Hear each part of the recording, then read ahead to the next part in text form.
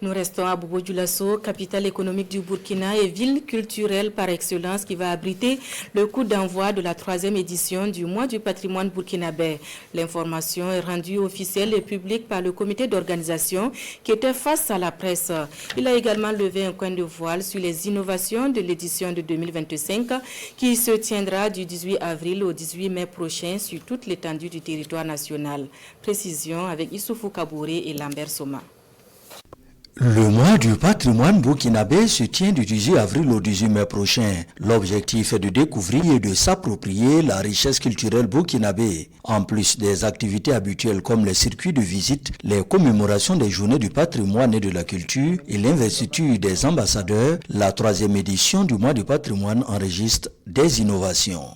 La première innovation majeure de cette édition est l'appropriation de ce mois par la jeunesse à travers l'organisation d'activités qui touchent à leur milieu ambiant. Il s'agit du lancement d'un jeu de challenge shooting qui récompensera à l'édition prochaine les meilleures prises de vue sur des sites patrimoniaux ou des visuels qui promeuvent au mieux les objectifs poursuivis par cette initiative. Aussi, s'agira-t-il de capitaliser les journées culturelles des établissements scolaires durant la période couverte par le mois du patrimoine burkinabé.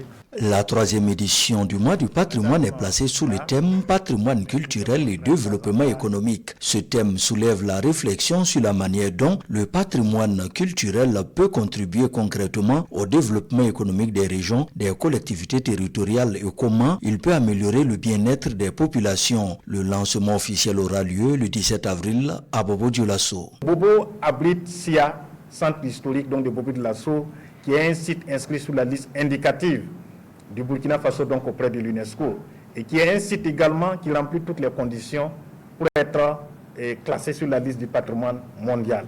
Donc à partir vraiment en tout cas donc de SIA, c'est vraiment un engagement pour que le processus donc soit amorcé pour permettre peut-être dans les 2-3 années donc à venir et un positionnement donc de ces biens sur la liste du patrimoine mondial de l'UNESCO. Selon le directeur général du patrimoine culturel, la dernière édition a connu un franc succès, surtout en matière de fréquentation des sites touristiques comme les musées. Le musée national a enregistré en 2024 près de 45 000 visiteurs, soit une augmentation de 160% par rapport à l'année 2023. Les tendances sont aussi à la hausse au musée Sogo Sirasano de Bobo et au musée communal de Gawa.